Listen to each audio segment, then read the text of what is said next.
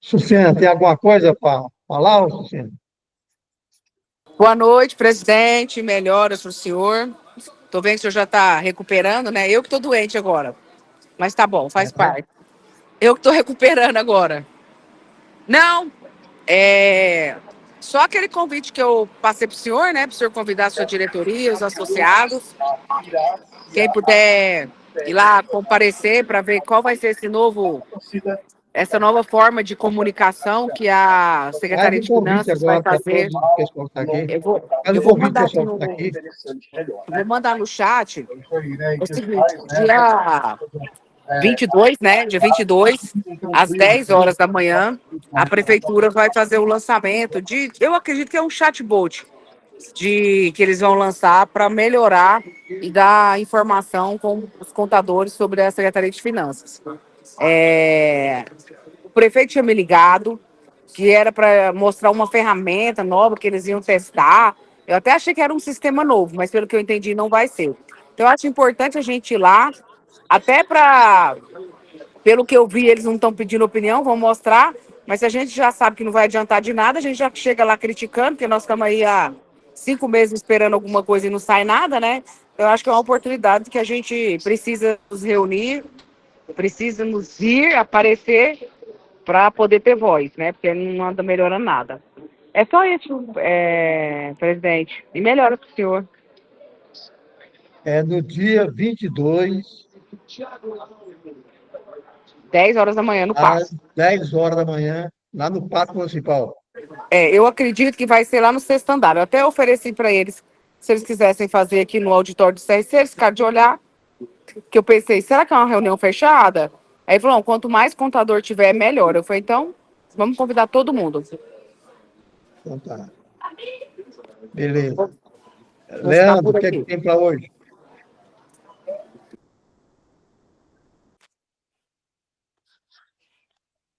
Boa noite, presidente Everaldo. Boa noite. Boa noite a todos presentes na nossa reunião de nivelamento de toda terça-feira. Boa noite. Presidente, que o senhor já está melhor, já está já em condições já de tocar o barco, né? Aí no sindicato, desenvolver suas atividades normal. Dar um parabéns para a presidente Sucena, do aniversário dela, né? A data do aniversário dela não teve como estar presente na terça-feira. Desejar um feliz aniversário para ela, saúde, que ela continue desenvolvendo as atividades dela com presteza e sempre verificando as condições mais adequadas aí para todos os profissionais, né, da área. Bem, presidente, houve uma manifestação por parte da Receita Federal muito importante que eu resolvi trazer aqui sobre a questão do trust, né? E ela se manifestou no sentido de que o trust, ainda que for criado por meio do patrimônio, ele surgiu por meio de uma pessoa jurídica residente no exterior, será preciso investigar toda a cadeia patrimonial, de modo a encontrar a pessoa física, que em última instância ela seja a titular daquele patrimônio. Então, por exemplo, se eu for uma pessoa física residente no país, aqui, residente no Brasil, que constitui um trust no exterior, ainda que o patrimônio seja composto por uma pessoa jurídica que seja residente ali, domiciliada no exterior, terá que se verificar, fazer uma investigação até chegar à pessoa física proprietária inicialmente, originariamente, desses bens, né, que foi constituído essa trust no exterior, né, e em que pese a Lei 14.754 de 2023, endereçada ao trust, disciplina que o instituidor da trust sempre será uma pessoa física. Então, portanto, nessa sistemática, com o advindo da Lei 14.754 de 2023, esses bens e direitos lá no exterior têm que ser obrigatoriamente declarados na declaração de ajuste anual, agora ano calendário 2024, exercício 2025, para quem possuir esse tipo de estrutura, né, de planejamento aí, planejamento tributário e sucessório no exterior.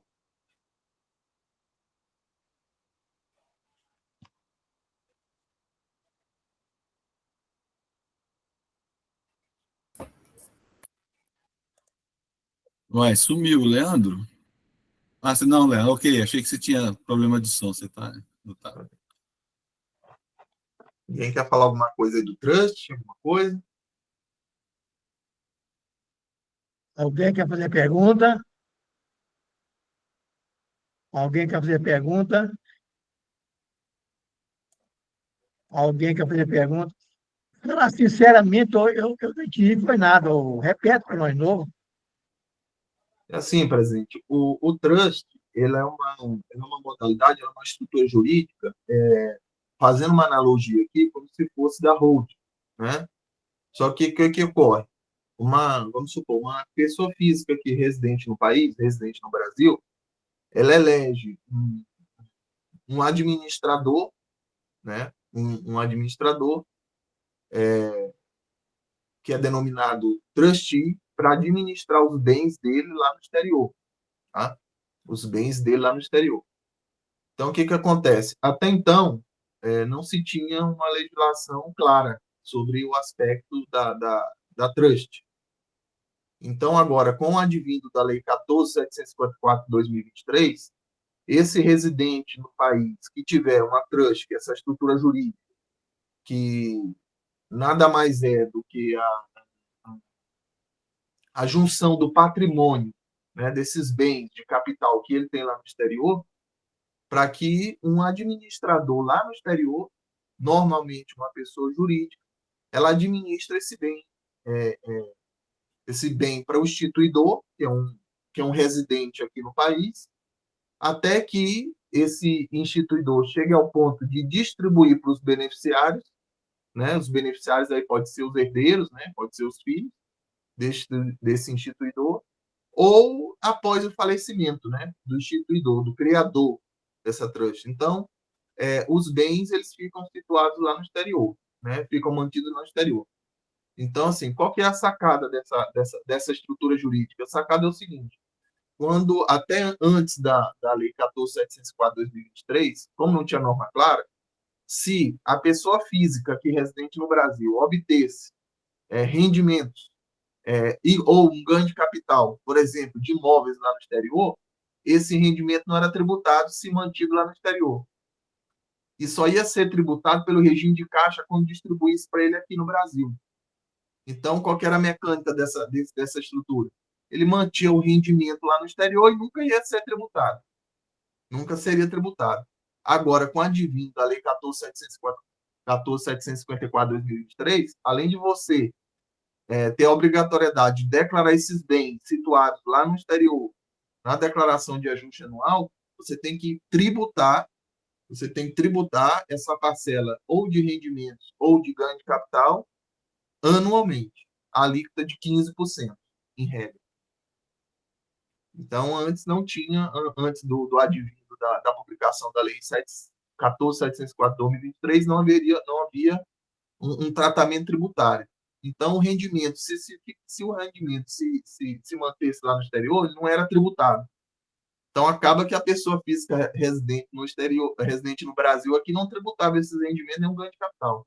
E agora, além de declarar esses bens já agora no ano calendário de 2024, que esteja lá no interior, ainda tem que tributar essa parcela anualmente.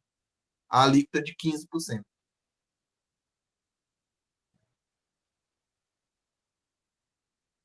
Eu pergunto, os bancos praticam isso? Não, presidente. Normalmente, o uso dessa estrutura é para pessoas físicas que têm, por exemplo, bens imóveis lá no exterior. Ah, Ou que têm uma aplicação financeira lá no exterior. certo. Né? Alguém quer perguntar aí? Alguém quer perguntar? Alguém quer perguntar? Passa para outra aí, Leandro. Ok, presidente? Um outro detalhe muito importante, um tema muito importante aí que está sendo muito solicitado, inclusive para a gente aqui na consultoria, principalmente sobre o tema de venda de ativo imobilizado no Simples Nacional. Então, é algo que vem acontecendo demasiadamente aí nas operações pelas empresas de venda do ativo imobilizado para empresas optantes pelo Simples Nacional. E aí a gente tem que tomar muito cuidado em que sentido? Essa operação de venda do ativo imobilizado para empresa optante nacional, dependendo do marco temporal que acontecer, ela pode ser tratada como ganho de capital, como ela pode ser tratada como receita bruta. Então, temos que ter o cuidado em que momento esse movimento pela empresa está sendo desenvolvido, para que não haja aí, de repente, até um provável desenquadramento do simples. Então, aqui, se o senhor me permitir, eu até tinha publicado um banner sobre essa matéria. Eu acho que ainda tenho ele aqui, para mostrar com mais clareza o que eu estou falando. Só ver aqui se eu consigo mostrar aqui. Aqui, ó.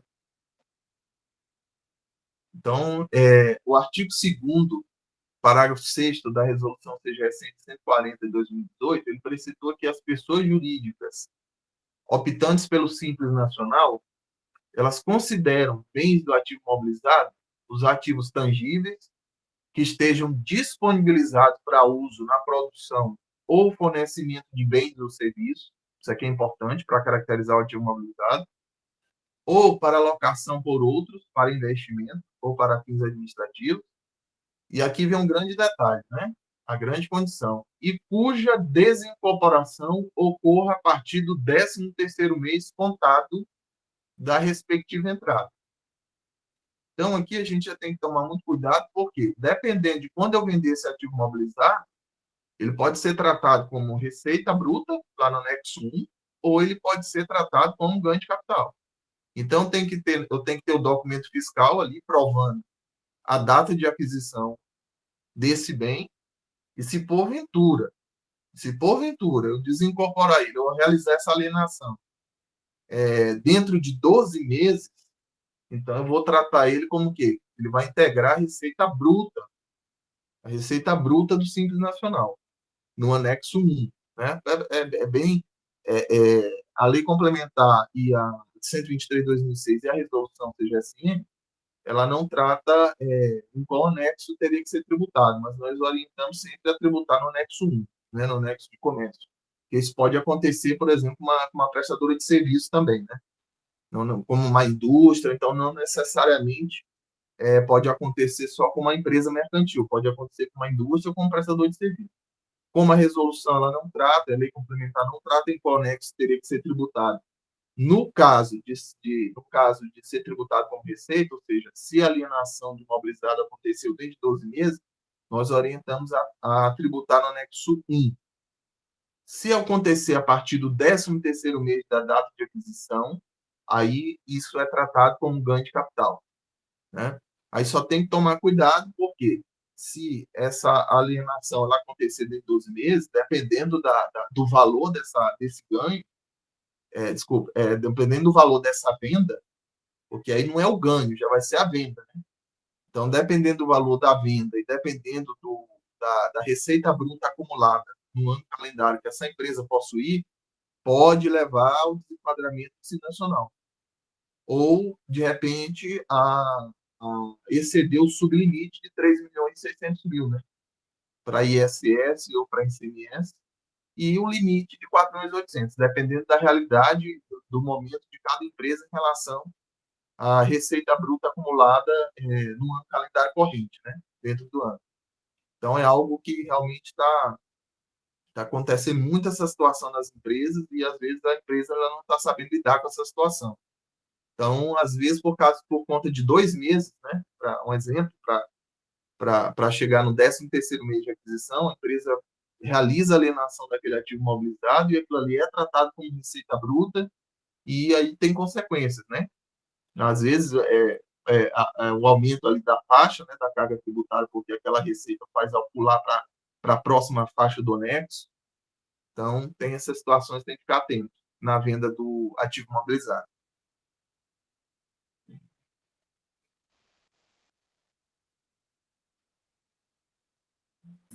Everaldo, você está microfone fechado. Essa caracterização do bem do Simples Nacional como ato imobilizado, tem alguma exigência, certo, que ela tem que produzir serviço ou não? Vamos supor, a pessoa comprou um carro, certo? Esse carro não vai produzir serviço, certo? Bem serviço. É considerado imobilizado? Aqui no artigo 2º, parágrafo 6º da resolução, ele fala que ou para locação por outros, para investimento, ou para fins administrativos. Então, Ah, pode, se não for locação e esse bem não for disponibilizado para uso na produção ou fornecimento de bens ou serviços, aí, no caso, não é configurado como ativo imobilizado. se ele comprar só para investir, não é considerado. Se, por exemplo, vamos trazer um exemplo claro aqui. Se eu tiver um veículo só para uso do sócio, para uso privativo do sócio, aí não entra nessa regra. Mas é o seguinte, aí vamos supor, quando ele vender ele poderá ter a opção, supor, de eu vender o bem. Eu comprei um carro, comprei um carro na empresa. Aí daqui 5 anos eu vendo o carro. O ganho de capital dele não vai ser significativo. Ele teria que colocar como receita? Não, nesse caso ele vai para a regra geral, que é ganho de capital. Aí ele apura ganho de capital. Sem opção, né? Então tá. Ele vai Aí é para para ganho de capital. a regra é o ganho de capital. A exceção é se esse bem que necessariamente ele for disponibilizado para uso na produção ou fornecimento de bens ou serviços, ou para alocação por outro. Essa alocação tem que ser para quê? Para fim de investimento ou para fins administrativos. Ou seja, ele não entrou nessa situação aqui, não ficou configurado nessas condições aqui, aí é ganho de capital direto. Aí não é receita bruta. Mas se for, por exemplo, uma máquina, um equipamento de uma indústria, por exemplo, esse equipamento ele está sendo utilizado na produção, né? Ele está sendo utilizado na produção. Então, aí ele entra nessa regra. Se for dentro de 12 meses a alienação dele, receita bruta. Se a alienação dele acontecer a partir do 13º mês da data de aquisição, aí ganho de capital. Em qualquer jeito, vai, com a fala comum, vai ser ganho de capital. A regra é essa. Aí tem que analisar o caso para ver onde se encaixa. Certo. Alguém quer fazer pergunta? Wagner. Eu cheguei agora, né? Eu não me atrasado, mas eu tinha uma pauta, mas cheguei agora e vi que mais ou menos nesse sentido aí, que eu tô com uma empresa do Simples que tem um ativo imobilizado lá, comprou em 31/7/24 por 3.900 e está vendendo agora, vai vender agora esse ativo imobilizado. Ativo, o Wagner, que bem que é. É uma ótica, eles têm um laboratório e tem um equipamento lá, que comprou em 31/7/24, lá no laboratório deles. E é ativo imobilizado, entrou como imobilizado da empresa. E vendeu, mas nem recebeu, só me ligou para ver a possibilidade de emitir a nota, de vender agora ou não. Aí eu tô com essa questão também, que eu vi que eu entrei aí, tem a questão de 13 meses, né, após 13 meses, né, Leandro? É mais ou menos nesse sentido aí? Exatamente. É a empresa do Simples Nacional, está vendendo para uma outra do Simples Nacional, lá em Minas Gerais. Eu estou aqui em Goiás e está vendendo para Minas Gerais. Exatamente. Aí tem a questão, tem duas questões que têm que ser verificadas. A questão quanto ao imposto de renda, pensando na tributação, né, dentro do Simples Nacional ou como ganho de capital, e tem a questão do ICMS. A questão do ICMS é no quesito do diferencial de alívio. Se essa operação interestadual for destinada para o não contribuinte, e pelo fato do remetente ser optante pelo Simples Nacional, o Supremo Tribunal Federal já declarou inconstitucionalidade nesse aspecto, nessa operação. Então, aí o Simples Nacional não faz o recolhimento do diferencial de alíquotas na saída, né, na operação interestadual para não contribuinte. Mas lá ele é contribuinte, tá? Tá. Se o adquirente lá de Minas Gerais for contribuinte do ICMS, ele fica responsável pelo diferencial de alíquotas na aquisição desse ativo imobilizado. Isso em relação ao ICMS. Agora, pensando na tributação do imposto de renda, aí é aquela questão, partindo da premissa que esse bem ele já ficou configurado como ativo imobilizado, ou seja, ele foi disponibilizado aí para uso na produção ou no fornecimento de bens ou serviços, ou para alocação por outros, né, para investimento ou por fins administrativos, partindo dessa premissa. E aí fica só a segunda condição, porque é uma condição cumulativa. Ou seja, a desincorporação dele do ativo imobilizado tem que ocorrer a partir do 13º mês contada da respectiva entrada, para quê? Para ser considerado como ganho de capital. Se essa desincorporação acontecer até 12 meses da data de aquisição, aí você vai ter que tratar como receita bruta, e nós sugerimos tributar no anexo 1, no anexo 1 da comércio, né, da Lei Complementar 123 de 2006. Então, Leandro, no meu caso, é melhor, com 31/7/24, em julho de 25 faz 12 meses, é melhor deixar para agosto, que no caso teria só ganho de capital, né? E o destinatário lá pagaria o diferencial de alíquota já é questão dele lá, né? Isso. Seria isso? Agora, isso, o diferencial de alíquota, seu cliente não vai se preocupar pelo fato dele ser optante pelo Simples na operação interestadual para não contribuir. Agora, eu faria o seguinte, Wagner, eu verificaria qual que é a faixa que ele está no Simples Nacional, qual que é a faixa de receita bruta que ele está no anexo lá do Simples Nacional, né? Solicitaria o valor de venda desse bem, tá? Desse equipamento, e ali realizaria ali uma simulação comparativa, enquanto ficaria o valor na faixa que ele está como receita bruta no Simples, e faria um cálculo como ganho de capital. Porque o ganho de capital, você ainda vai considerar a depreciação desse bem. Então, tem a questão da depreciação ali que diminui o custo de aquisição, né?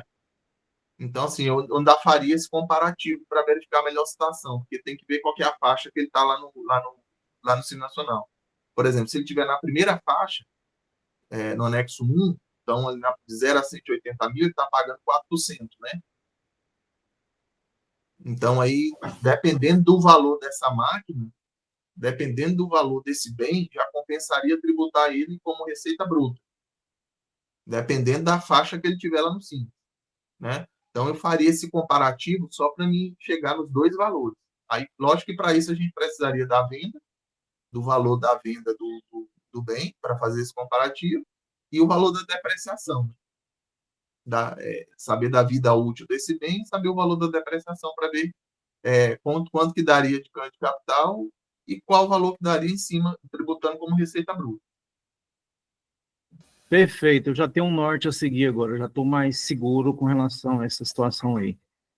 Agora, se ele estiver, por exemplo, na terceira, na quarta, na quinta, ali na terceira, quarta, na quinta faixa do Simples Nacional, aí já começa a ficar perigoso tributar ele com base na receita bruta, que ali as faixas já estão elevadas, né? Mas, mesmo assim, eu faria o comparativo com base na receita bruta e com base o resultado do ganho de capital.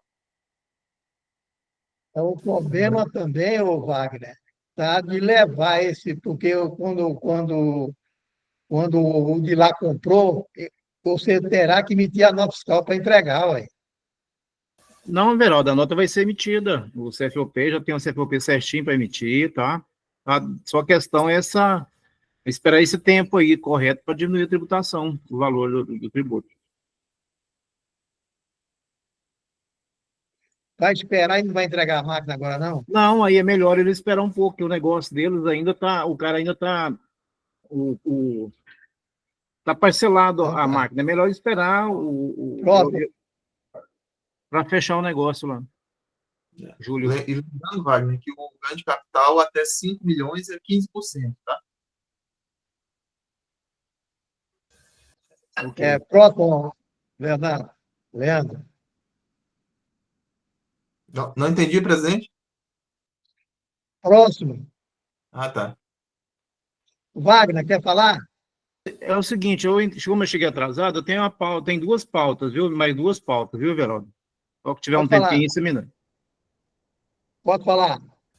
Não, é o seguinte, eu estou Espera um preocupado. pouquinho. Espera um pouquinho. A Sucena quer falar, Sucena? Quer alguma coisa? Eu quero fazer uma pergunta também, mas pode ser depois aí do Wagner. Não tem nada a ver com esse assunto, não é sobre Então, tá. questão de imposto de renda. Falou. Posso falar, Everaldo? É o seguinte, a minha preocupação como contador, essas mudanças da legislação tributária aí, com relação à empresa do Simples, o que que vai mudar esse ano 2025 para nós, contadores, ficar ligado, para não deixar para a última hora, aproveitar que o Leandro está por aí, eu queria que ele desse uma luz para a gente nesse sentido aí. Bem, Wagner, vem até a calhar, né? Não tem momento melhor do que esse para o seu questionamento, né? E para a sua preocupação. Lá vem bem a calhar. Bem, Wagner, assim, ó, sobre o impacto da reforma tributária para empresas optantes pelo Simples, nós temos alterações na legislação, na Lei Complementar 123 de 2006, que rege o Simples Nacional a partir do seu artigo 12, com produção de efeitos a partir de janeiro de 2025. Então, a gente tem alteração aí desde janeiro de 2025. Nós temos impactos em relação ao ano de 2026, né? E não na questão em si de tributos, já de cálculo da faixa dos anexos simples, mas no cômputo da receita bruta, né? Que a forma de calcular a RBT12 do simples, ela muda. Então, acaba que as empresas do simples elas vão trabalhar com algumas receitas do ano de 2026. Vou até aproveitar aqui, eu tenho até uma matéria aqui sobre esse assunto. Tá aqui, ó. Eu tenho até uma matéria sobre esse assunto aqui, e uma das situações, Wagner, que todos os profissionais eles têm que ficar muito atentos, acho que a gente até comentou isso, presidente, na terça retrasada. Eu até comentei alguma coisa sobre isso. Uma das principais alterações aí trazidas pela reforma tributária, e já com produção de efeitos a contar de 1º de janeiro de 2025, é o alargamento da base de cálculo do Simples, certo? Isso é um dos pontos que, na apuração do Simples Nacional lá no PG-das-D, lá na plataforma do Simples Nacional, as assessorias elas vão ter que ter muito cuidado. E aí isso vai passar também por algumas entrevistas com os clientes, alguns checklists, né, com os proprietários de empresa, porque a reforma tributária ela veio alterando principalmente a questão de base de cálculo dos optantes do Simples. Então, veja bem, uma das alterações, né, nesse caso não foi nem alteração, nesse caso foi introdução, né, foi sobre o conceito de receita bruta. Então, você veja bem, o conceito de receita bruta até então, né, o que nós tínhamos, é que a receita bruta você considera um produto da venda de bens e serviços nas operações de conta própria, ou seja, ali um comércio efetuando a venda mercantil, né? O preço dos serviços prestados, que é a prestação de serviço, e o resultado nas operações em conta alheia. O que é isso? Comissão. Comissão de um representante comercial, por exemplo. E aí a reforma tributária vem inovando com o quê? Alargando a base, trazendo as demais receitas da atividade ou objeto principal. Então, aqui, nós vamos ter que ter um cuidado redobrado para quê? Para não suprimir receita bruta na hora de tributar, de efetuar a tributação do Simples Nacional. Então, por exemplo, vou pegar esse dispositivo e vou dar um exemplo claro aqui. Vamos supor que a assessoria contábil ali emite uma nota fiscal de serviço para receber seus honorários. Só que o perfil do cliente dessa assessoria é um perfil de um cliente que paga atrasado, ele nunca paga em dias, né? E ali a assessoria vem, gera um boleto bancário ali, à parte, cobrando os juros, né, do honorário, e o cliente paga ali aquele juros, né? Então, por exemplo, o honorário que era 1.000, vamos trazer um exemplo hipotético aqui, um honorário que era R$ 1.000, vamos supor que com juros, esse cliente pagou R$ 1.250. Então, o que ocorre? Esses R$ 250 de juros, que ele deixa de ser uma receita financeira e passa a ser uma receita vinculada à operação. Uma receita derivada da atividade ou do objeto principal da assessoria contábil.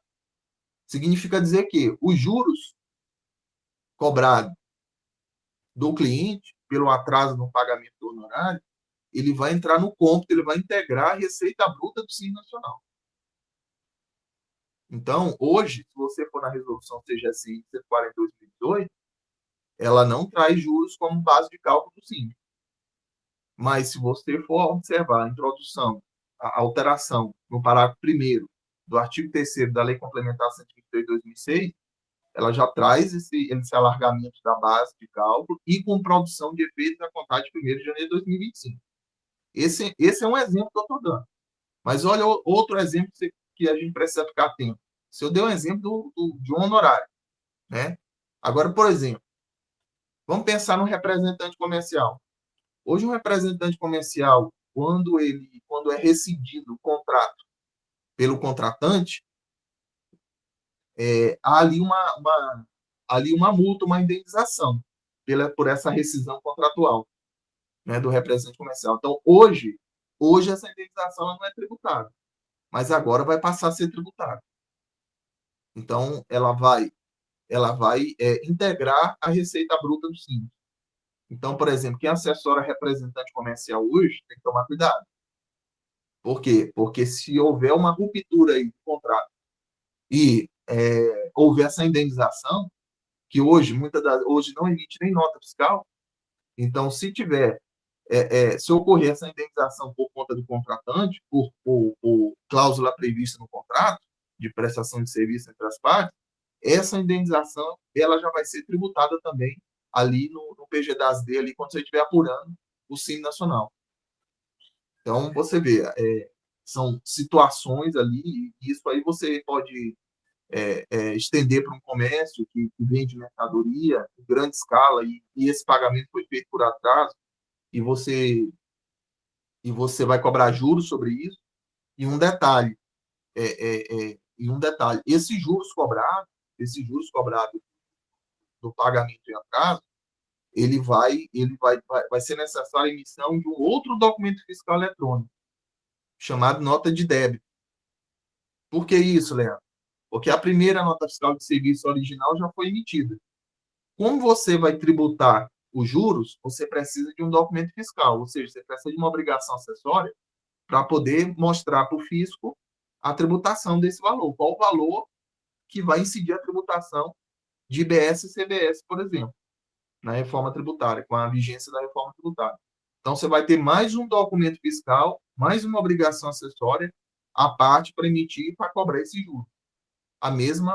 Mesmo racional vocês têm no caso da rescisão do representante comercial.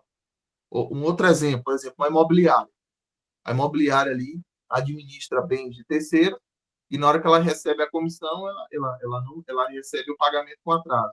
Essa imobiliária ela vai ter que emitir um documento fiscal eletrônico, uma nota fiscal eletrônica de débito para tributar o IBS e o ICBS sobre esses juros no pagamento, sobre os juros sobre o valor da comissão, que foi pago com atraso. Então, são N situações aí que a gente pode trabalhar, e inclusive, até numa interpretação aí mais extensiva, por exemplo, pegando o gancho aí do ativo imobilizado, a gente vai ver como é que o fisco ele vai trabalhar essa situação mais para frente, quando a coisa quando a coisa já tiver, quando a gente já tiver decisão, julgado sobre isso, porque, veja bem, se eu for realizar uma interpretação extensiva, um imobilizado que gerou rendimento para a empresa a vida toda, e agora eu resolvi alienar ele, e isso já costuma ter uma habitualidade, essa receita ela pode ser considerada como uma receita vinculada à atividade própria da empresa. Uma receita ali que deriva. Hoje a gente não pode cravar o martelo, bater o martelo e dizer que isso vai acontecer, porque isso nós vamos ter que acompanhar os julgados, as decisões, tanto na esfera administrativa como na esfera judicial, mas é já algo que a gente já vislumbra que, numa interpretação extensiva pelo fisco, um ativo imobilizado, na venda de um ativo imobilizado, isso acontecendo com recorrência, pode ser considerado também, essa questão, por exemplo, aqui, essas condições, esses parâmetros, para hora ser receita bruta e hora ser ganho de capital, isso pode ser aí quebrado e todo esse valor ser oferecido para tributação. Né? Só que, nesse caso, imobilizado é uma interpretação mais agressiva, mais extensiva, a gente tem que aguardar o que vai se desenrolar aí futuramente, né? Em relação a isso. E esse caso já sendo, já pode, obrigado a ser aplicada, né? Exatamente, produção de A partir efeito de 1º de janeiro. de 1º de janeiro de 2025. E aí que eu falo, presidente, eu falo muito, tem várias pessoas divulgando, a reforma tributária vai começar em 2026. Depende do ponto de vista. Já começou, né? Já começou, depende da realidade de cada cliente. Por exemplo, vou lhe dar uma ideia. Vou só lhe dar uma ideia aqui. Por exemplo, o split payment funcionando,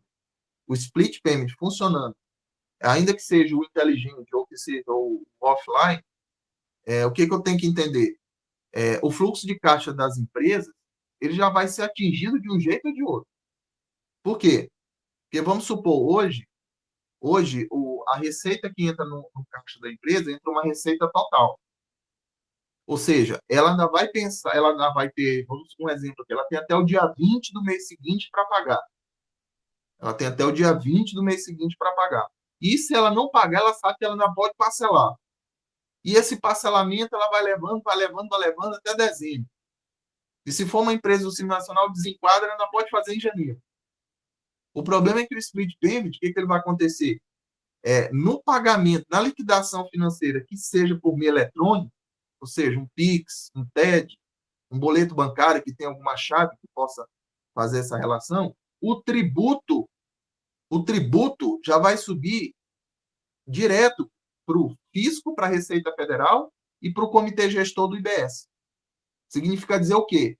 Então, vamos supor, eu tenho R$1.000, meu preço do meu produto ou preço do meu serviço é R$1.000. Um exemplo hipotético aqui, eu tenho R$280 de IBS e CBS. Esse 280 ele já não passa no caixa da empresa. Os 280 ele vai subir direto para os cofres da União, né, da Receita Federal ali, e do Comitê Gestor do IBS, que é o comitê que vai gerir ali, que vai administrar a arrecadação do IBS, que é um tributo de competência compartilhada entre estados, municípios e o Distrito Federal.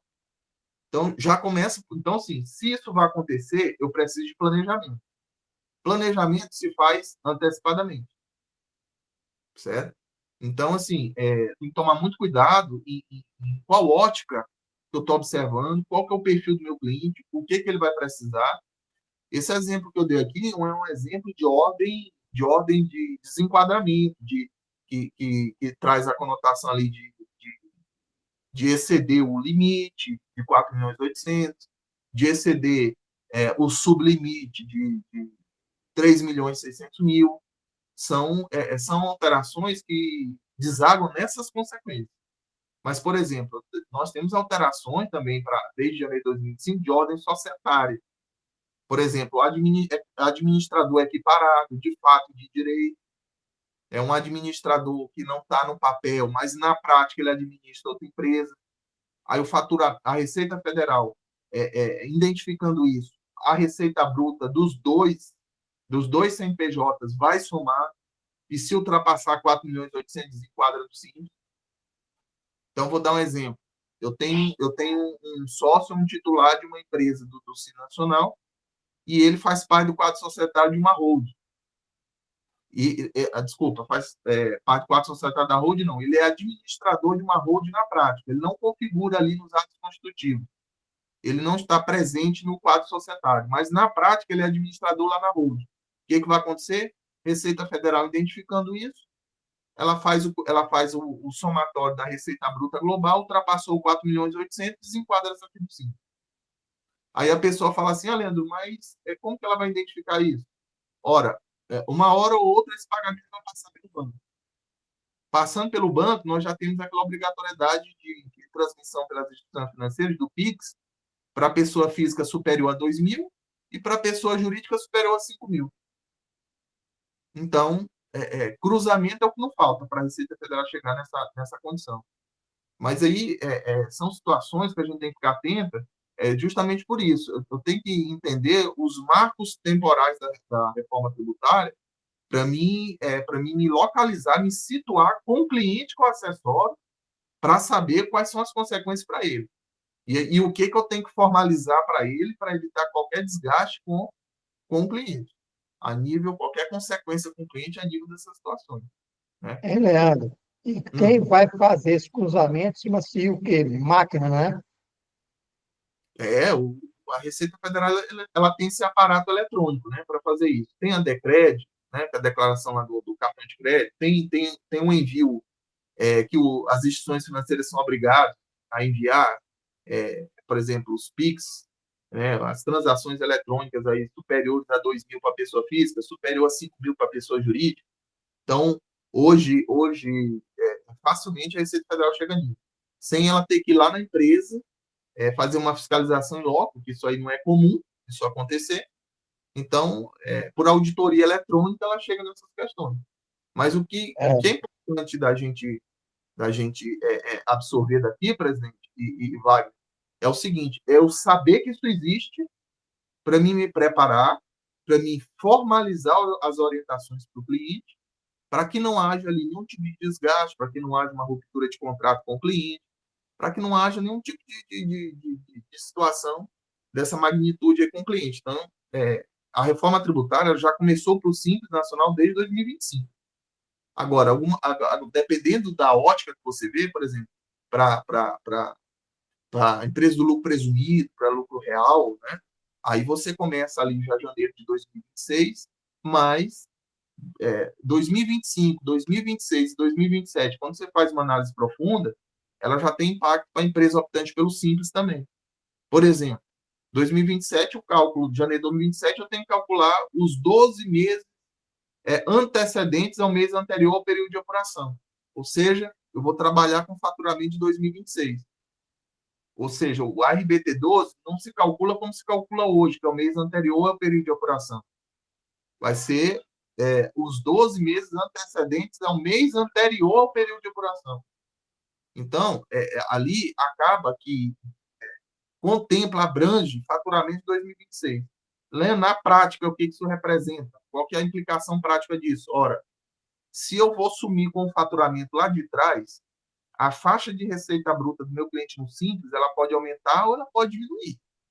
Se eu tiver um cliente que é sazonal, que em determinada época do mês ele fatura mais ou menos, essa alíquota ela pode aumentar ou ela pode diminuir. Então, o impacto ele pode ser grande.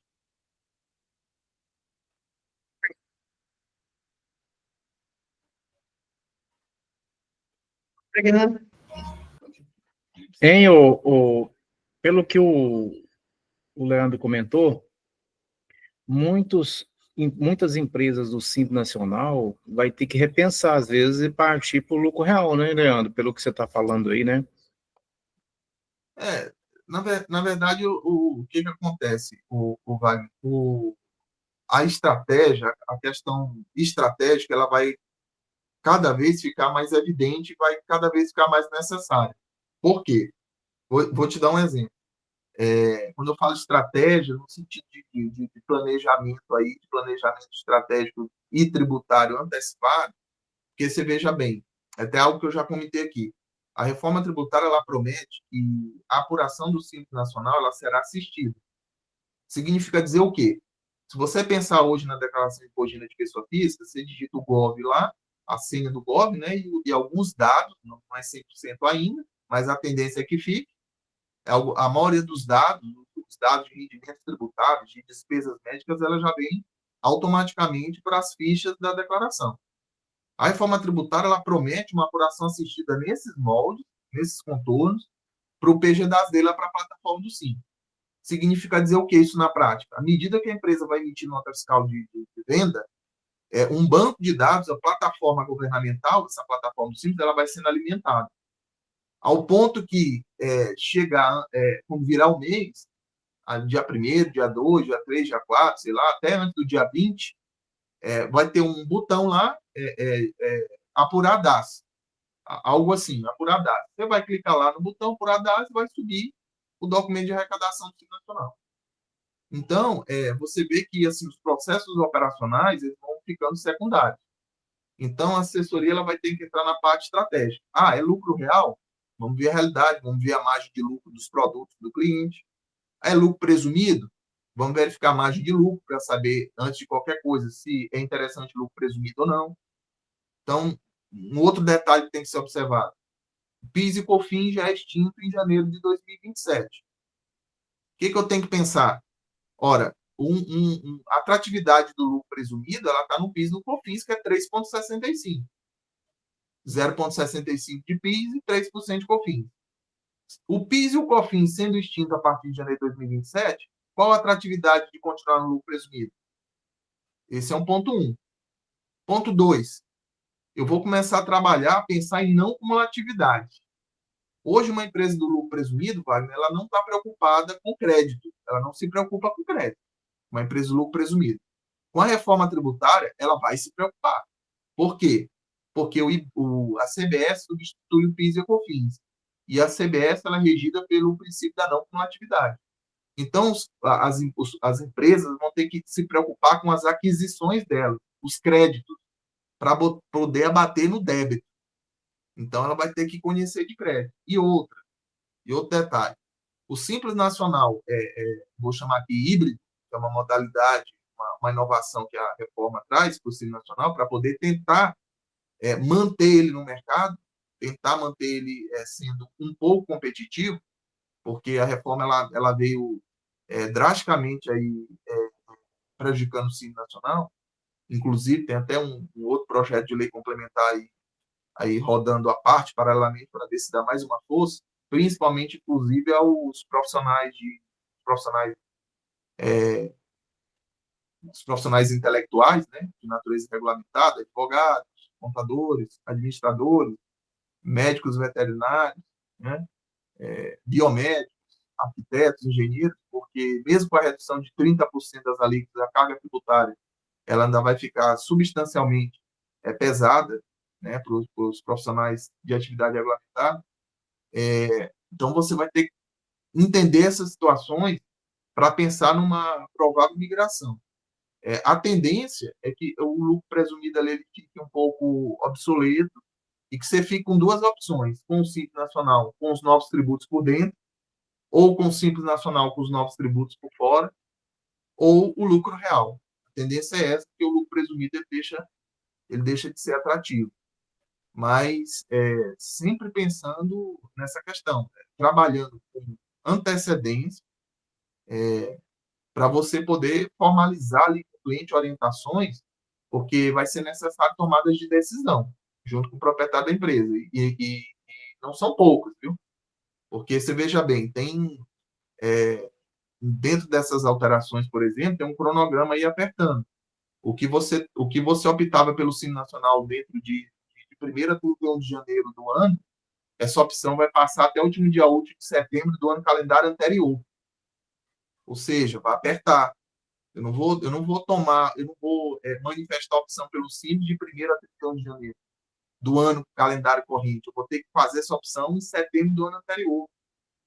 Ou seja, já vou ter que tomar uma decisão apertada. E aí não é só chegar lá e dizer se eu quero ou não. Se eu tenho até setembro para fazer isso, eu tenho que ter planejamento tributário pronto para mostrar para o cliente até agosto. No pior dos cenários, para saber o que eu vou fazer em setembro.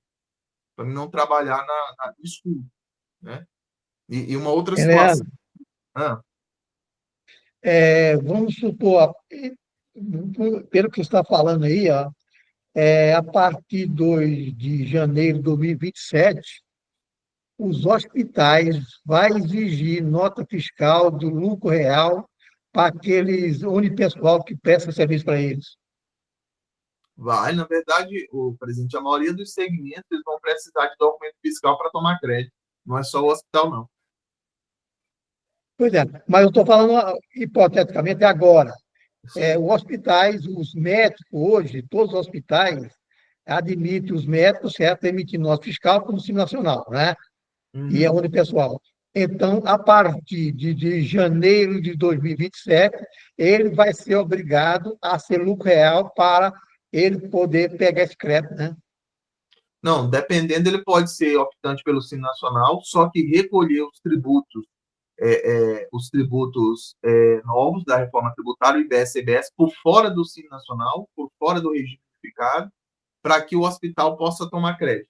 Tem essa possibilidade.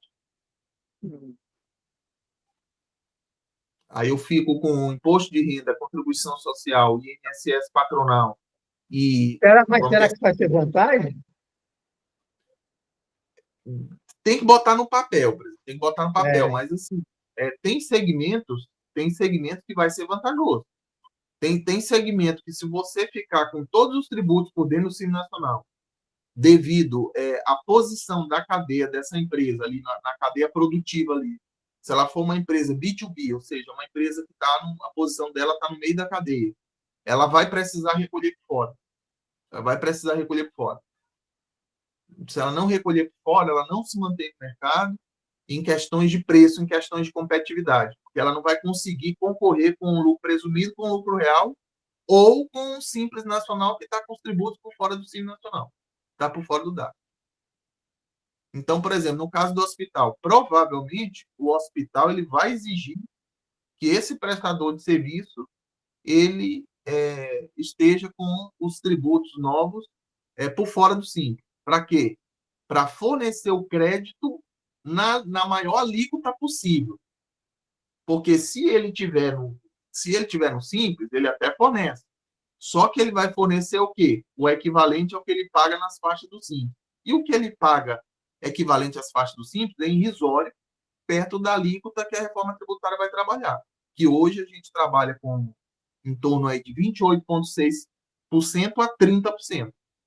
Então, aí, se você for pegar o que o Simples Nacional vai transferir dentro das faixas, é irrisório. Então, o contratante ele vai forçar o contratado a ou ficar com os tributos novos fora do Simples, do regime unificado, ou migrar para o lucro presumido ou lucro real, dependendo de cada caso. E nesse caso, talvez nem lucro presumido não entre nem seja cogitado, já seja direto para o lucro real. Anildo, Boa noite para todo mundo, está ouvindo? estamos. Saveraldo, é só pegar um exemplo de um escritório de contabilidade optante do Simples Nacional. Ou seja, quem é os clientes do escritório? A maioria são empresas. Essas empresas, vamos supor que eu tenho um escritório, essas empresas estão fora do Simples, meus clientes fora do Simples, eles vão querer crédito. Então, a nota fiscal que eu emitir, eu tenho duas alternativas. Ou eu vou dar crédito para ele de acordo com o que eu pago lá no Simples, o cliente que está no lucro real, o meu cliente, as empresas que são clientes aqui, lucro real meu, eu falo, não, peraí, esse crédito aí que tu tá pagando para mim, tá pouquinho demais, ou tu me dá desconto no honorário, ou então tu aumenta esse crédito. Como eu vou aumentar esse crédito? Eu vou apurar esse IBS e CBS fora do Simples, fora do PG da ASD, vou apurar normal e pagar, ou seja, eu vou ter duas apurações aqui no escritório. E, ó, Então, ou seja, vai depender muito de onde eu estou na cadeia produtiva, na prestação de serviço. E quem é meus clientes? Essa é a pergunta. Meus clientes é que vai ficar nessa choradeira por crédito. A mesma coisa, se fosse lucro real, eu ia chorar por crédito dos meus fornecedores. Eu quero crédito que abate do meu débito que eu estou apurando. É débito e crédito, literalmente a intenção é essa. Então, os do Simples, se você não trabalha para consumidor final, você vai ter que fazer conta, porque assim, se eu sou contador, faço um honorário de R$500 para assim, R$5.000 uma empresa lucro real. Tem outro escritório ali, mas eu sou do Simples. ele está fora do Simples, ele faz R$ 5.000 também, para quem vai contratar, é melhor ele pegar esse escritório que está fora do Simples. Por quê? Porque ele vai dar crédito mais do que eu, que estou no Simples. E Então, olha, assim, só o fato disso já é uma diferencial na hora de negociar preço. Para quem está comprando, ó, você está me dando crédito aqui de IBS e CBS. Você é o plano do Simples? É, mas você vai me dar crédito os percentuais do Simples ou igual uma empresa do regime normal, fora do Simples? Porque para quem a pessoa quer crédito, né? Vai impactar no preço da negociação. isso é a partir de 2027, né? Para o Simples Nacional, esse tipo de consequência já é a partir de janeiro de 2007. Agora, só um detalhe, por exemplo, é o que o Vanildo falou. Duas situações, Vanildo. Por exemplo, aí a assessoria, e aí eu penso, aí eu vou estender isso para todas as profissões regulamentadas, você vai ter que fazer um planejamento para a sua própria estrutura, para a sua própria organização. Por quê? Veja bem, além, não somente eu passar a assessoria contábil e passar para o lucro real ou para o lucro presumido. Não, ela pode ser do Simples e ficar com o IBS e o CBS por fora para fornecer o crédito que o contratante quer. O problema é que é o seguinte, quando você manifestar a opção por recolher os tributos novos por fora do Simples, você vai ficar com débito alto, hoje, atualmente, por mais que você tenha uma alíquota reduzida de 30%, uma redução na alíquota de 30%. Você ainda vai ficar com débito alto. Aí vem a questão, qual o crédito que essas empresas vão ter para bater num débito, tá? Vamos botar, eu vou botar aqui, vamos supor, 18%.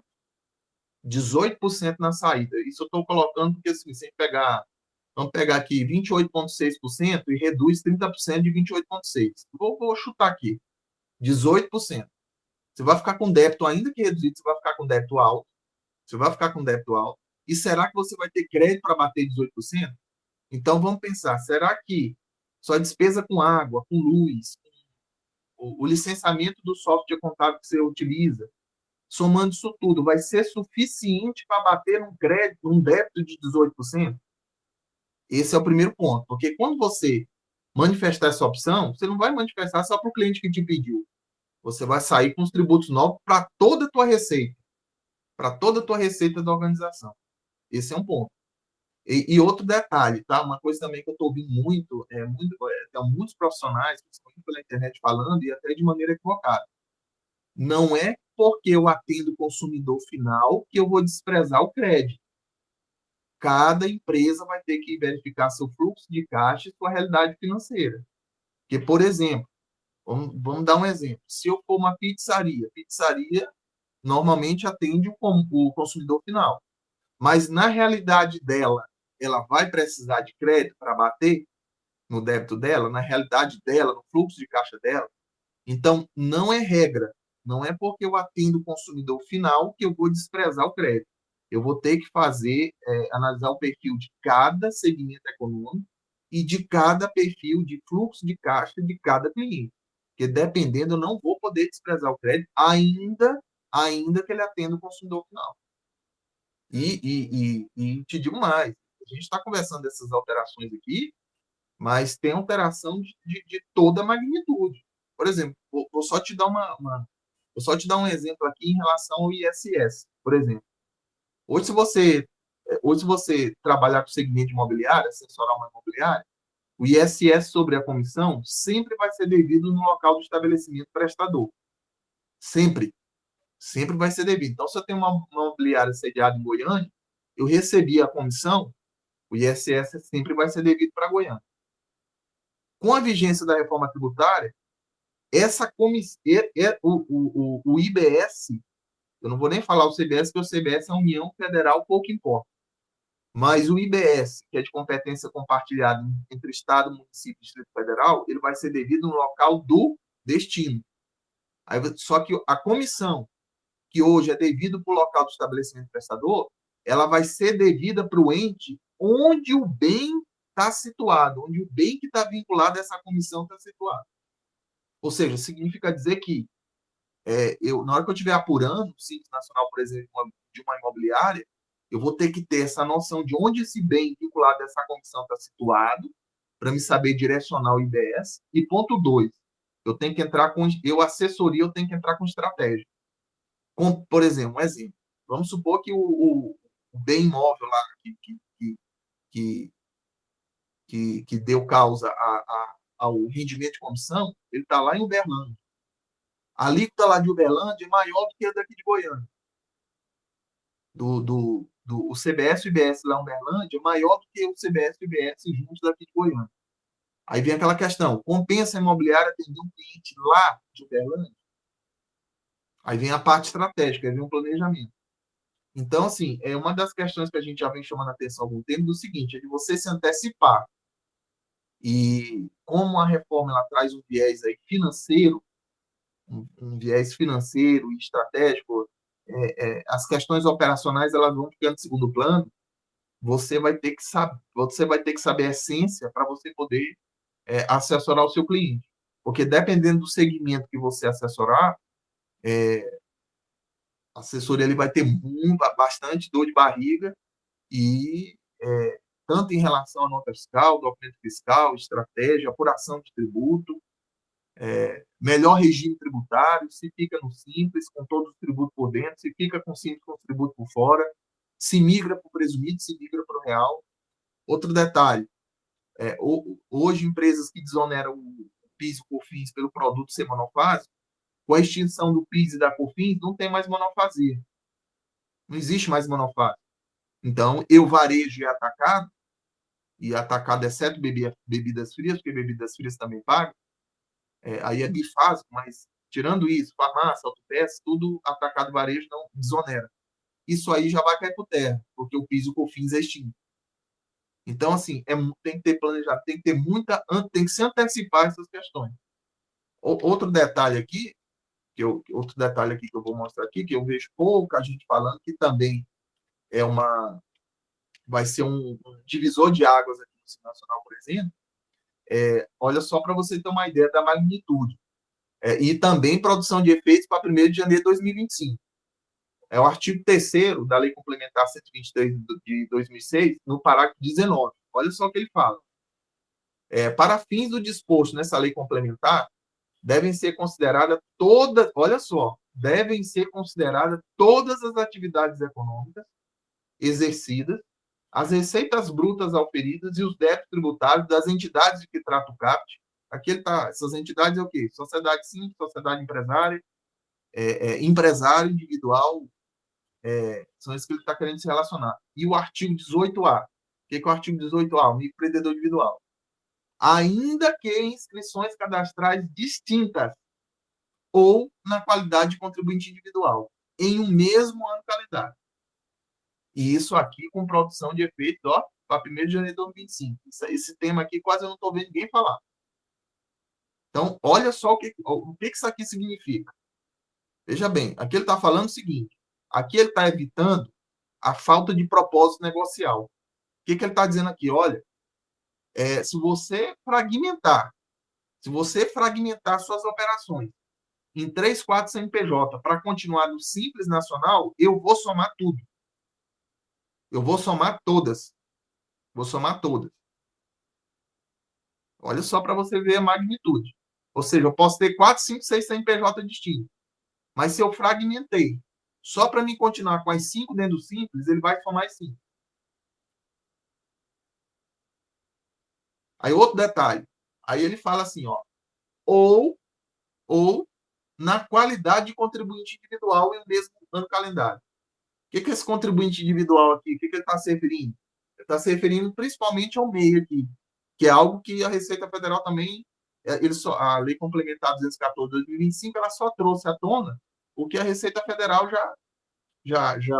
já se manifestava há algum tempo. O MEI, a receita do MEI, ela soma com a receita dele de pessoa física, a receita dele como autônomo. Então, ela está falando o seguinte, eu tenho MEI, mas eu alugo uma casa, essa receita do aluguel da casa vai somar com a receita que eu tive, por exemplo, que eu tive de nota fiscal de serviço. Eu sou um MEI prestador de serviço. Mas eu, como pessoa física, eu tenho um contrato de aluguel com outra pessoa física. Então, essa receita do MEI vai somar com a receita do contrato de aluguel, ou seja, uma coisa só. Um outro detalhe aqui que o legislador quer nos dizer aqui, uma coisa que tem que tomar muito cuidado. Eu vinha com o MEI, no decorrer do ano tinha 78 mil. Já estava quase para bater os 81. Vou lá e baixo o MEI. Faço a extinção do microempreendedor individual. Aí, de imediato, no mesmo ano calendário, constitui uma SLU, uma sociedade limitada de pessoal. Esse 78 mil do MEI que eu extingui, ele vai somar com o primeiro faturamento do Simples Nacional. Ou seja, dependendo do mês, do ano, que eu constituir essa SLU, optando pelo Simples, eu já posso desenquadrar do Simples de cara. Por quê? Porque eu já não conto com 4 milhões e 800. Porque se os 4 milhões e 800 está no calendário fechado, de janeiro a dezembro. Se isso acontecer, por exemplo, setembro, outubro, isso aqui é um problema. Então, a pessoa que pensou que extinguindo o MEI, ela ia anular o faturamento, ela não vai anular o faturamento. Muito pelo contrário. Por mais que esteja extinto, aquele faturamento vai ser computado para a empresa que for constituída, a empresa nova do Simples que for constituída. E isso tudo dentro do ano calendário, não é no calendário anterior, não, é no calendário corrente. Isso aqui, ó, praticamente eu quase não estou vendo nenhum comentário sobre essa questão. Significa dizer que... Ô, Leandro, você bateu no ponto que eu fiquei em dúvida agora. É quando eu transformo o MEI em uma empresa normal do Simples Nacional, eu sei que esse faturamento, quando eu vou preencher o primeiro DAS, a Receita pede as receitas anteriores do MEI lá. Sim. Agora, eu fiquei meio confuso na situação que você falou agora aí. Esse exemplo que eu trouxe, Wagner, inclusive tem manifestação da Receita nesse sentido. Já alguns meses atrás aí. Se não for agora 2025, se eu não falho pela memória, foi no finalzinho de 2024. Se você vem comigo, empreendedor individual, e vamos supor que ele está batendo ali 78 mil. Aí o proprietário, o titular do MEI, fala o seguinte: não, vamos extinguir ele para sumir com esses 78 mil, eu sei que no próximo mês eu passo dos 81. Né? E vamos pensar que é um MEI que já não está em início de atividade, né? Então ele conta com 81 mil reais. E também não é o transportador autônomo de carga, que esse aí o faturamento é maior. Vamos pegar o MEI em regra geral. Aí ele pegou e extinguiu o MEI, só que ele já tinha 78 mil. Aí ele pegou e extinguiu, aí ele constituiu uma SLU, por exemplo, uma sociedade limitada unipessoal, e optou pelo Simples. Esse faturamento de 78 mil do MEI que ele extinguiu vai somar com o primeiro faturamento Simples. Mesmo o outro CNPJ? Mesmo sendo outro CNPJ. Certo, sim. Tem muitos MEI que utilizam isso aí, ó. Eles baixam o MEI e abrem o outro para fugir dessa situação aí. Na verdade, Wagner, eu até te digo mais. Hoje, como que a declaração anual do MEI tinha que ser feita? Eu acredito que muitos profissionais, quem faz isso, não faz como deveria ser feito. Hoje, além da receita, por exemplo, vamos supor um MEI que tem receita da atividade com nota e sem nota fiscal, né? Porque o MEI não é obrigado, para a pessoa física, ele é dispensado. E para a pessoa jurídica que tenha condições de emitir nota de entrada. Mas vamos pensar que ele botou lá esses dois faturamentos. Mas se ele tiver um rendimento como autônomo, te deu o exemplo aí de um aluguel de casa, esse faturamento, esse rendimento dele, de autônomo, do contrato lá de locação de uma residência que ele tem que somar, tem que ser colocado lá na declaração anual do MEI. E não só com documento fiscal. E isso já é manifestação, já temos manifestação da Receita Federal nesse sentido. Então tem que somar. E a gente sabe que a maioria das declarações são colocados só os faturamentos com nota ou que consta ali no extrato da conta. É lógico que tem aqueles extratos também que é desorganizado, né? Tem receita também. Por coincidência, pode ser que o outro rendimento entre na declaração porque está ali no extrato. Mas o que eu estou querendo dizer é o seguinte: muitas das vezes a pessoa está fazendo a declaração do MEI, mas ela nem sabe o que ela está fazendo. Ela pega só a receita de nota ou sem nota, derivado da atividade, mas não sabe se o titular do MEI tem uma atividade como para somar. E mais uma, Fala, Léo, Wagner. e mais uma. A maioria das declarações do meio que o cara faz um valor alto aí, um faturamento alto aí, acima de 50, 60 mil, esse MEI está obrigado a fazer declaração de imposto de renda da pessoa física dele, por quê? Porque ele vai atingir um rendimento tributável acima do teto lá. Isso. Então, assim, então o que a gente depreende dessas situações? E isso aqui, Wagner, é só um grãozinho de areia no meio de um oceano de alteração, de alterações introduzidas, aí, de inovações introduzidas pela reforma tributária. Tem outras situações, todas essas situações que eu vejo que são situações graves do Simples, que impacta diretamente e que a produção de efeitos é a contagem de 1º de janeiro de 2025. Mas, por exemplo, muita coisa tem que ser feita com antecipação, porque ela vai envolver muito preço, vai envolver muita questão de preço. Então, PIS e COFINS saindo, é, o regime monofásico ele vai ser extinguido junto com o PIS e COFINS. Agora, tem um lado bom, mas só que o lado bom ele vai ter, por exemplo, o diferencial de alíquota ele vai acabar.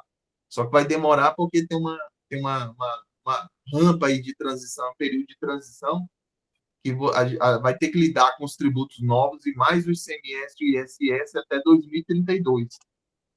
Então, a mão de obra também aí das assessorias ela vai aumentar, porque os tributos vão ter esse período para ser extintos. Então, o ICMS e ISS você vai trabalhar com ele, além dos novos, até 2032 e 2033. Só o PIS e o COFINS que já é extinto em janeiro de 2027.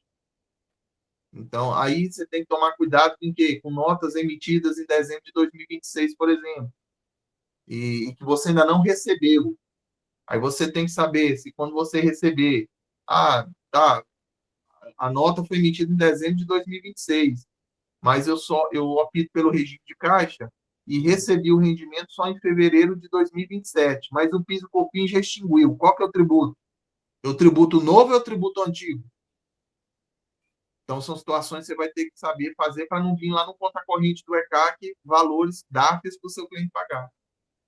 Saber que o regime de caixa ele não vai continuar profitante do Simples. Então, assim, são várias alterações e que o espaço de tempo ele é curto. Ele é curto para você trabalhar todas essas situações. Um outro exemplo aí, fora do Simples Nacional, mas que é uma inovação aí considerável. Por exemplo, hoje na locação de bens imóveis, pensando na parte federal, você se preocupa com o quê? Com o imposto de renda de pessoa jurídica, na locação de bens imóveis. Então, com a reforma tributária, a pessoa física ela também vai passar a ser contribuinte de IBS e CBS nesse contexto, a partir do momento que ela tiver mais de 3 bens imóveis, tá? E o rendimento produzido no ano calendário anterior desses bens imóveis for superior a 240 mil. Então, você vê, a pessoa física ela já tem que pagar o quê? Além do imposto de renda, ela ainda tem que pagar o IBS e o CBS. Então, por exemplo, eu vou ter que começar a apurar tributos de pessoa física que trabalha nesse segmento de locação de bens imóveis. E vou ter que saber em que momento que ela é. Tem momento que com mais de 3 bens imóveis e o rendimento do ano anterior for superior a 240 mil, ela já é contribuinte. Mas sempre tem situações que, se ela tiver um bem imóvel, e o faturamento dela for superior ela exceder em 20% os 240 mil, ou seja, vai dar aí os 288 mil, ela nem precisa ter mais de 3 imóveis, ela já é contribuinte do IBS e CBS, ou seja, já vai ter que pagar os 2 tributos. Então, como eu falo, tem alteração em todos os segmentos, vai ter alteração, todos, e tanto o regime tributário como o segmento em si. Então, vai ter alteração em bares e restaurantes, vai ter alteração no segmento de hotelaria, imobiliária, porque imobiliária está vinculada à operação com bens imóveis, né? Segmento farmacêutico, né? O segmento de medicamentos aí, segmento de educação, segmento financeiro. Então, todos os segmentos vão sofrer alterações. Por isso que eu falo que o tempo ele já está até curto. O tempo ele já está até curto. Então, o ideal é que você se aperfeiçoe, se aprimore, de preferência com quem já está na frente, né? Já se aperfeiçoe, já se capacite, para que você possa assessorar empresas aí, né? tanto aí a partir já de 2025, como na ótica do Simples Nacional, como a partir de janeiro de 2026 em diante, né? Que aí aí segue a vida toda, né? Alguém mais quer perguntar, pessoal? Everaldo, tem uma Alguém mais quer pergunta no perguntar? chat. Tem uma pergunta no chat que a Cleide Neuza Amorim tinha colocado lá antes. Então, lê para nós. Boa noite. Imposto de renda pessoa física. Um cliente tem um apartamento na declaração de imposto de renda que não era verbada. Em 2024 foi escriturado e valor é menor. Como vou tratar desse imóvel? Alguém quer responder para isso, nosso colega? Fala de novo aí, ó. Imposto de renda Vou colocar pessoa o física. chat.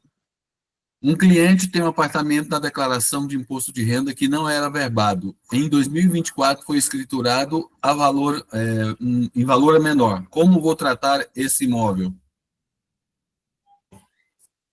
Ele colocou bem no ano passado e não tinha anteriormente, né? Não está escriturado. E foi escriturado valor menor. Está escriturado em valor menor. Alguém quer responder para nós? Ronan?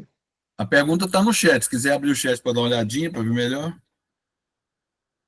Boa noite. O imposto de renda pessoa física. Um cliente tem um apartamento na declaração de imposto de renda que não era verbado em 2024. Foi estruturado o valor a menor. Como vou tratar? Olha, a escritura não interessa a escritura. O que vale é o pagamento que ele fez, certo? Tá? Que se ele falou, se ele deu um documento que ele comprou o apartamento por X e a escritura está menor, então deixa o que está lá no documento que ele comprou realmente. É isso, Vanildo? Seu Everaldo, é o que eu ia falar, o Jorge já falou, né? Vale contrato de compra e venda, escritura de compra e venda, o que vale é o desembolso que a pessoa teve para adquirir aquele imóvel, esse negócio de estar verbado ou não. Às vezes ele está perguntando aí se ele ampliou o imóvel, teve gasto, ainda não averbou essa ampliação do imóvel, talvez seja isso. Assim, sem a pessoa para falar os detalhes, fica até difícil da gente responder, assim. Mas é o que o senhor falou, assina embaixo, viu? Wagner, fala. Realmente, o Vanil está certinho. Eu fiz uma pergunta para o Jorge, uns anos atrás aí.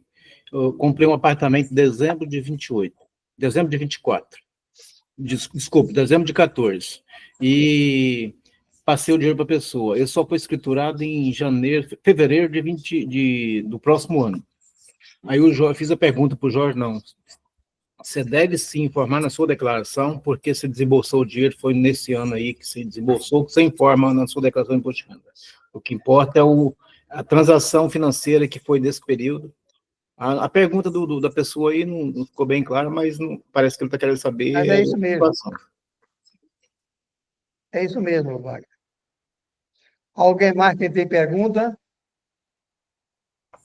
Alguém mais tem pergunta? Carlos. Pessoal, boa noite. Vai chegar um caminhão não, navio, né? Eles manda por navio de mercadoria importada. A empresa aqui, ela precisa tirar alguma nota para receber essa mercadoria, vai receber lá no porto. Eu tenho que tirar alguma nota fiscal de entrada ou a nota que já vem, eu já posso usar ela? Não, você tem que contratar um despachante aduaneiro. Isso. Para que ele desembarace essa Não, já tem o desembaraço fiscal, beleza. Mas e a nota fiscal? Aí você terá que emitir uma nota fiscal, porque é considerado indústria, emitir nota fiscal passando para você o seu nome. Exato, passando por nome da empresa. Mas eu, como empresa, eu posso tirar essa nota. A empresa pode tirar essa nota. Como entrada, pode. Normal, certo? Como destaque dos impostos que já vem. Paga o imposto. Paga o IPI na entrada. Fala, Vanildo. Carlos, boa noite. Ô, patrão, boa noite. Fala, meu filho. Nesse caso, vai depender, primeiro ponto, que tipo de importação está sendo feita, se é importação direta, se é importação por conta e ordem, se é importação por encomenda, ou seja, você tem que, se a empresa é uma importadora, ela negociou com alguém, por exemplo, na China, chegou esse container lá no Porto de Santos. Foi Então, na China, exatamente. Então, essa empresa, ela é uma importadora, ela que importa direto, não tem nada intermediando, outra empresa intermediando isso, ela que está negociando tudo, comprando. Ela que é ela mesma. Ela é da China e vai estar mandando tudo. Não, a empresa aqui no Brasil, ela é uma importadora? Ela é importadora. Normal, lucro real, beleza. Então, provavelmente, ela deve ter um despachante aduaneiro, e normalmente essas pessoas, ele que cuida de registrar a declaração de importação, depois de feito isso, que ele já apurou os impostos, tudo, ICMS, IPI, verificou se esse produto exige alguma licença específica, por exemplo, Anvisa, se existe alguma coisa do Exército, vai depender muito do produto, aí tem as licenças. Na realidade, essas licenças já estão prontas. A gente tem o escritório que faz isso. Não, então eles... A minha única dúvida é tirar essa nota. Eles já fornecem, tem essas empresas de consultoria que fazem isso, seu despacho de aduaneiro, eles já têm até uns sistemas, eu conheço muitos, que eles já te dão assim, um espelho de um DANF, como você deve gerar a nota e como ela vai aparecer um DANF, já te dá o CFLP, já te dá os NCMs, tem empresas que já te dão, inclusive, um XML no padrão da nota fiscal eletrônica para você preencher o seu sistema. Basicamente é só copiar e colar para o seu sistema e emitir uma nota de entrada para você mesmo, com aqueles CFLPs, aquelas descrições, aqueles NCM, valores de imposto, tudo despachante aduaneiro, se for uma empresa de assessoria, já te dá tudo isso pronto para a empresa lá. Exato. Então, o despachante vai cuidar disso. E a minha preocupação era, eu não sabia se o despachante também fazia essa questão. Ele tem que fazer esses cálculos para poder até fazer a declaração de importação e registrar, porque tudo isso está lá, os cálculos de impostos de ICMS, de PIS, COFINS, de IPI, imposto de importação. Então, ele vai me enviar como se fosse uma cópia de uma nota. Ele vai te dar as orientações de como preencher essa nota. Vai te dar vai depender do sistema que eles usam lá. Normalmente eles têm um sistema que te dá um espelho de um DANF, te dá um XML. Assim, ó, entra no seu sistema e emite uma nota com esses dados aqui, ó. Você vai pôr os dados do fornecedor que veio lá da China, tudo praticamente assim, já feito. É só entrar no sistema que emite nota da empresa e gerar uma nota daquilo ali do jeito que ele está orientando. Isso. Aí, no caso, você diz no início, a importação direta, por conta e ordem, como é que é isso? É porque quando é direta, eu mesmo emito a nota. Eu, empresa, sou importador, emito uma nota com os dados do fornecedor do outro país, ou seja, ele vai ser como se fosse o destinatário lá daquela nota, entendeu? É a nota do tipo de entrada, ou seja, uma nota que eu vou emitir uma nota, só que ela não é do tipo saída, ela é do tipo entrada. Quando é por conta e ordem, normalmente, quem emite essa nota é quem está fazendo a importação. Aqui no caso, ele vai nacionalizar os produtos, vai fazer essa nota e depois ele vai emitir uma nota de entrada para ele mesmo e depois ele vai emitir uma nota de saída para mim. Por quê? Porque é por conta e ordem. Ele que está cuidando disso. Então, a empresa aqui que vai emitir a nota, no caso, se for por conta e ordem. Não, se for importação direta. Não, direta é a empresa lá que vai emitir a nota. Agora, não, você que está comprando que vai emitir a nota. Não, você falou que se conta e ordem tem um intermediário no meio, é ele que vai emitir a nota de nacionalizar os produtos. Ele emite uma nota mesmo e depois ele dá a saída para você, entendeu? Tem essa diferença. Quando, por exemplo, fez uma confusão aí. Aliás, eu fiz a confusão, né? Quando é importação direta, a empresa que está recebendo a mercadoria que emite a nota. Quem está comprando a mercadoria vai dar uma nota para ela mesma. Como nota de entrada. De entrada, vai usar os dados do cliente lá, o destinatário, lá na nota tem o remetente destinatário, vai pôr os dados da empresa lá da China, vai pôr dizer que é do país, é fora do país. Exato. Nilson, vai fazer as traduções, tudinho, e passar para outra nota. Ou seja, que o despachante aduaneiro vai dar isso aí mastigado, gente. Eles têm isso mastigado. Então eu vou conversar com eles amanhã, porque eu vou conversar amanhã com eles, aí justamente esse detalhe que eu ia ver. É a primeira importação que essa empresa está fazendo. Eu falei, não, tudo bem, é uma empresa minha, lucro real, normal, tranquilo, a gente faz a contábil dela, tudo certinho. Pode procurar que eles têm lá, vai te dar a declaração de importação registrada, vai te dar orientação de como emitir a nota, que eles chamam de nacionalizar os produtos, que é emitir a nota de entrada para a própria empresa, já que é por importação direta. Aí eu te falei por conta e ordem, que é quem emite a nota não é você, é a empresa vendedora. não, a empresa que está importando. A empresa que está fazendo a tramitação, importando. É, ela que faz isso, e depois ela emite uma nota de entrada para ela mesma, e se depois ela emite uma nota de saída para você. Você contratou ela. Ah, entendi. Né? Então, é essa diferença que eu não entendi no início. Não, então, ótimo. Então, no caso, eu vou conversar com o despachante amanhã cedo. Tem Já por tem. encomenda. Encomenda, você quer um produto e tem uma empresa importadora, ela vai lá, é como se ela fosse comprar especificamente um produto com as especificações que você quer e depois te vender. É por Entendi. encomenda. Não, ótimo. Entendeu? Peguei. Carlos, Ótimo. Ô, Leandro, boa noite. Carlos, só fazendo um acréscimo, é importante você verificar qual foi o contrato que foi fechado com esse despachante. Por que que eu falo isso? Essa nota fiscal de entrada, ela tem que ser emitida na entrada por dois motivos. Primeiro, para você transitar da mercadoria do local do desembaraço aduaneiro até o estabelecimento físico. Você não vai poder transitar a mercadoria sem nota. Tem que Esse ter é a o nota. motivo. Exato. Isso. Ponto 2 é porque se você não for do Simples Nacional, você vai precisar se creditar dessas bases destacadas no documento fiscal. Então, ele vai ter que ser isso, porque você vai tomar o crédito de ICMS, você vai tomar o crédito de IPI. E um outro detalhe, quando eu te falei, toma cuidado com o contrato que fechou com o despachante, porque não é regra o despachante fazer essa nota.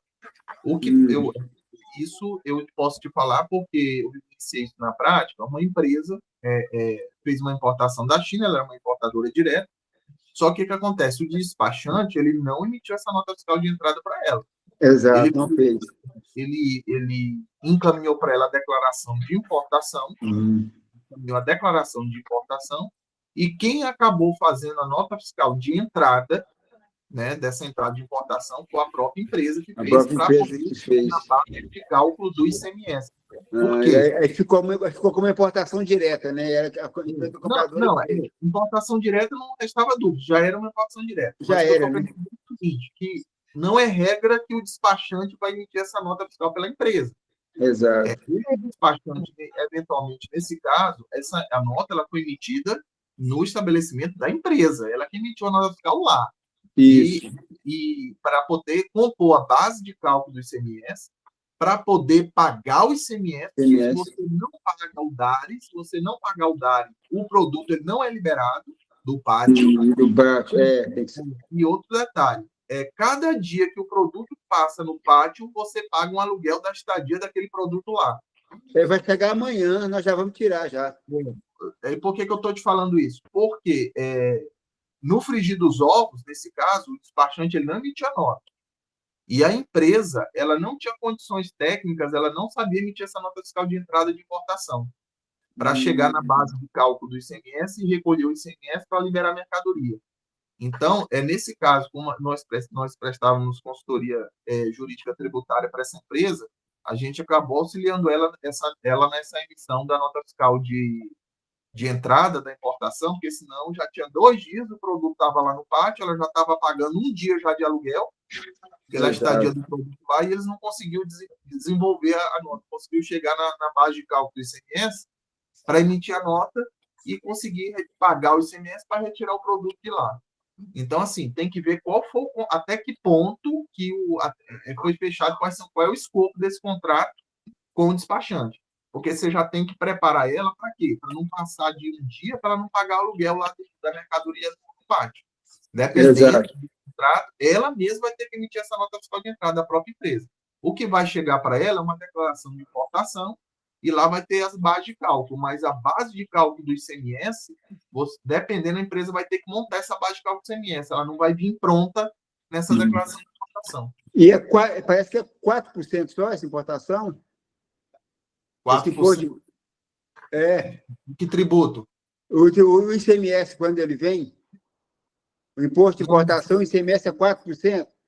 Não. Isso aí nas operações interestaduais de produto estrangeiro, você aplica a alíquota de 4%, mas isso é quando a empresa vender.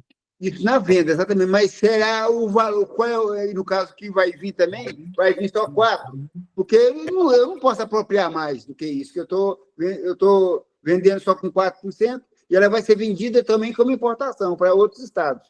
Isso. Aí você vai aplicar 4% na saída de produto estrangeiro.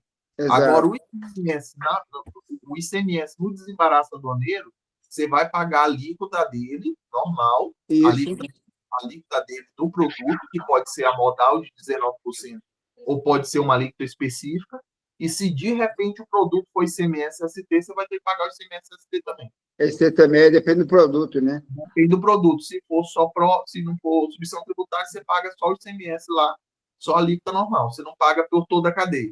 Exato. Ah, então tá. Se for normal, exato. Tudo Isso. bem, não. Agora vai vir IPI também? Eu vou ter que, quando eu vender, eu vou ter que sacar IPI dessa mercadoria? Porque parece que o importador, ele toma o crédito IPI, mas também na venda ele tem que destacar. Tem porque no regulamento do IPI, quando você importa a mercadoria, você se equipara industrial. Exatamente. E estou vendendo. Aí tem que vender na mesma alíquota que vem, ou eu tenho que saber qual é a alíquota da mercadoria aqui no Brasil, né? Você vai lá na tabela TIP, verifica o NCM correto, verifica. Tabela TIP pelo NCM. Isso, vai na tabela TIP e verifica ali. Exato, não está certo. Não, beleza. Mas você tem que trabalhar com ela o seguinte, para ela não ficar. Você tem que ver direitinho se foi fechado que essa nota é emitida por ele. Assim, na verdade, assim, de qualquer forma, não vai ser emitida por ele. Não vai ser emitida pela empresa. Pela empresa. Agora, quem vai fazer?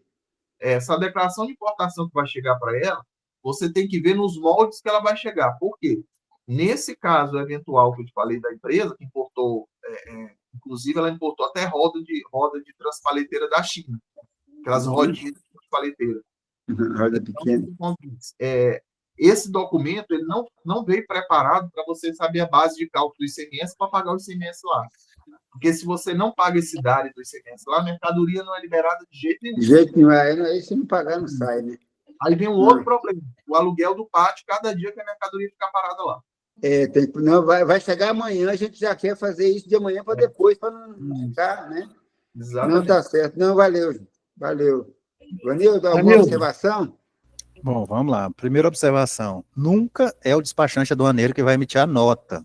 Eu te falo, se você arrumar um bom escritório, um despachante aduaneiro, um escritório de assessoria nessa área de importação, ele tem sistemas que, além de, quando ele faz a declaração de importação e registra, o sistema dele lá pega os dados da declaração, os dados lá do fornecedor, por exemplo, da China, e ele já gera como se fosse um DANF, só que um DANF sem validade jurídica, tipo um sistema que gera assim, ó, sem valor fiscal. Sem valor fiscal, exato. Só para a gente tirar a nota, né? Isso aí. E ele também te dá, às vezes, dependendo do escritório lá de despachante aduaneiro que você contratar, ele te dá, inclusive, já um formato meio que XML da nota, para você só copiar e colar tudo que está lá e trazer para dentro do teu sistema, sempre. Quem vai emitir a nota é a empresa que está importando, se é importação direta, sempre. Eu estou falando que o despachante aduaneiro ele vai te ajudar, se ele for um bom despachante, porque ele vai te dar tudo mastigado, é só copiar e colar e jogar para dentro do sistema lá da empresa e emitir uma nota de entrada. Emitir a nota, não, beleza. Não, então isso tá bom. assim, no sentido do despachante, que assim, isso que o Leandro falou, mas despachante aduaneiro, muito serviço, porque assim, isso aí para ele tem realmente ele tem uns sistemas que já fazem isso para ele, porque além de preencher a declaração de importação, tudo que precisa para emitir a nota tá lá, os dados do fornecedor lá do outro país. Então, assim, é um bom despachante aduaneiro, vai te dar isso aí, ó, mastigado a nota, ó, tá aqui, ó, só copiar e colar, joga no teu sistema que emite nota, põe esse CFLP, esse NCM, tá aqui os dados para quem você vai emitir a nota do tipo entrada, tá aqui as bases de cálculo de ICMS, IPI, PIS, COFINS, imposto de importação, no caso do IPI, você vai ter que pesquisar, mas provavelmente vai ser o mesmo alíquota de IPI que ele foi calculado lá na importação, ao que você for vender. For vender, né? O Leandro falou, ele é equiparado ao industrial, a justiça lá decidiu que, mesmo ele não fabricando nada, a gente não tá mexendo no produto, né, mas a Receita Federal diz que é contra a indústria brasileira, não sei o que, equiparou para poder pagar a IPI. Antigamente, não tirar uma pagava. A justiça decidiu que tem que equiparar e realmente tem que recolher. Outro detalhe que eu te falo, assim, por exemplo, questão do ICMS. Se aqui no estado de Goiás tem uma lei que, se eu não estiver enganado, até 2032 se chama Comex Produzir, é um subprograma do Produzir, voltado para empresas importadoras. Conex Produzir. Comex, de comércio exterior. É comércio exterior, Comex, isso. Comex Produzir. Então, assim, ele, por exemplo, te dá benefícios para a venda interestadual, tem benefícios para a venda para dentro do estado. Então, é a questão do ICMS. Se você for enquadrado no Comex Produzir, me parece que você pega um documento e libera a mercadoria sem ter que recolher o ICMS antes. Aí esse ICMS que você deveria recolher antes, ele entra na apuração normal do ICMS da empresa, então você não precisa pagar ele antes para poder liberar o produto. Para poder liberar o produto. Ele entra, você entra como um débito lá dentro do SPED fiscal, entendeu? É bom você dar uma pesquisada aí. Se você depois quiser, eu tenho até um rapaz que ele cuida especificamente desses programas do Produzir, ele tem empresas do Comex Produzir, ele atende, ele assessora as empresas, clientes, faz acompanhamento depois de prestação de contas. Ô, Vanido, eu quero sim, eu vou ver com ele amanhã, aí eu vou te contar com você, pode, né? Se você quiser, tipo assim, um despachante aduaneiro que não está fazendo isso que eu estou te dizendo, eu tenho um para indicar que te dá isso pronto, que eu tenho clientes que mexem com importação. Ótimo. Pois é, eu estou entrando nessa agora, abri a empresa, tudo para importar, ele arrumou tudo, lucro real, tranquilo. É mastigado, a empresa só entra no sistema dela e emite a nota. Está tudo mastigado ali. Ótimo, ô, cara, valeu. Estou precisando amanhã de contato com você, mas obrigadão, vai, obrigado, valeu. Valeu, Leandro, também, muito boa a sua orientação aí, certinho. Hein, pessoal? Estamos acabando a reunião, se Deus quiser, até terça-feira que vem, se Deus quiser, nós estaremos aqui novamente com o Leandro, com o Vanildo, certo? Com todo o pessoal. Então, até terça-feira, pessoal. Até mais. Fala, Wagner. Geraldo, Fala, Wagner. não, eu cheguei meio atrasado na reunião, mas assim, sinto muito feliz em você estar participando da reunião. Você teve um problema de saúde durante essa semana passada, então, muito feliz você estar junto conosco aqui novamente, tá? Obrigado, hein?